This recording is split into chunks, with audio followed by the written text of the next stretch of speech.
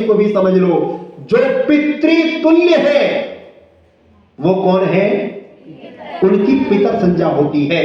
अब पितृतुल्य में कौन कौन आता है? माता, पिता, सास, ससुर। समझ में आया? माता, पिता, सास, ससुर और जितने भी वयोज्येष्ठ है, गुरुजन है, आचार्यगण है, ये सारे के सारे हमारे किस में आते हैं? पितर कोटि में आते हैं। मैं नहीं कह रहा हूं, इस बात को महाभारत का प्रसंग कह रहा है। अर्जुन की बात से क्या स्पष्ट होता है? मरे हुए थे या जिंदा थे? इससे स्पष्ट हो जाता है मरने के बाद कोई भी पितर नहीं होता है, पितर जीवित होता है। हमारे यहाँ पितरों की सेवा की बात की गई है, तो सेवा हम किसकी कर सकते हैं? सेवा का मतलब क्या है? सेवा का मतलब है जिनकी भोजन, साधन, स्नान और शारीरिक और मानसिक जो आवश्यकताएं हैं उनको पूरा करने का नाम क्या है? सेवा है। इसको कहते हैं श्राद्ध। पितरों के क्या होते हैं? श्राद्ध तर्पण होते हैं। समझ लो इस बात को। श्राद्ध किसको कहा गया? जो सेवा, जिसके माध्यम से माता, पिता, गुरुजनों की भरपूर सेवा की जाती है, उसको क्या कहते हैं? श्राद्ध कहते हैं। सेवा क्या है? उनको खाना पीना, नहाना धोना, जो भी उनकी शारीरिक आवश्यकता उसको पूरा करना। आप सपोज करो, आप अपने माता पिता को भोजन देते हैं, वस्त्र देते हैं, सब कुछ देते हैं, लेकिन आप उनकी बातों को नहीं मानते।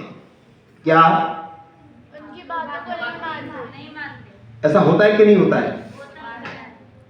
तो अगर उनकी बातों का आप नहीं मानते हैं तो उनकी आत्मा को कष्ट होगा कि सुख होगा? शरीर में या आत्मा में?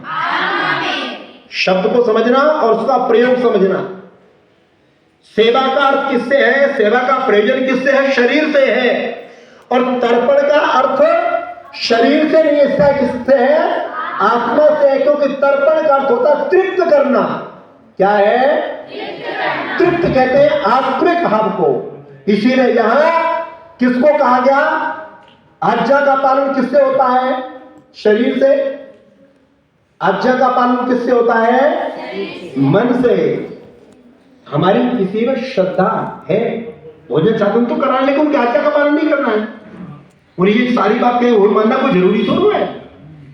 आप अगर आज्ञा का पालन नहीं करते हैं तो वो माता पिता खा पी करके भी, नहा धो करके भी वो कभी भी शांति में नहीं। बोलो जी, रह सकते हैं क्या? नहीं। ध्यान रखना, माता पिता तुम्हारी रोटी के भूखे नहीं है, माता पिता तुम्हारे कपड़ों के भूखे नहीं है, माता पिता तुम्हारे पैसों के भूखे नहीं है। माता पिता को अगर भूख है तो तुम्हारे जीवन में जो श्रद्धा का भाव है, आत्मीयता का जो भाव है, वो भाव बेटे को मां से जोड़ता है।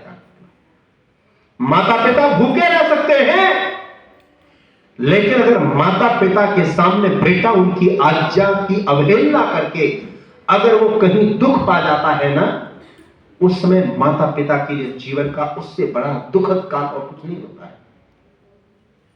एक मां दूरस्थ बैठा हुआ बेटा भी, जो विदेश में बैठा बेटा है, उसके साथ अगर कोई दुर्घटना घटती है तो मां का हृदय कच उठता है। मां के हृदय को वो पहली आवाज सुनाई देती है।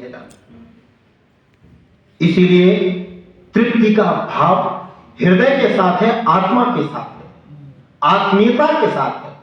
इसीलिए तृप्ति माता पिता की आज्ञा का पालन करना, इसका नाम क्या है? इसका नाम है तर्पण, इसका नाम है तृप्ति।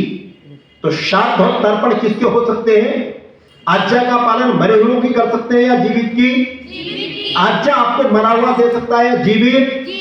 इससे स्पष्ट हो जाता है न तो श्राद्ध मरे हुए व्यक्ति का हो सकता है और न तर्पण हो सकता है। ये दोनों ही विधाएं जीवित व्यक्ति के साथ होती हैं। इसीलिए हमारी संस्कृति के अंदर जो परंपरा मैंने आपको दी, मूर्तियों में कभी भी हम उनको तर्पण की स्थिति में या उनके अंदर कभी प्राण त्यागने की स्थितियों को हमने प्रतिमाओं में आज तक कहीं हिस्ट्री में नहीं देखा है।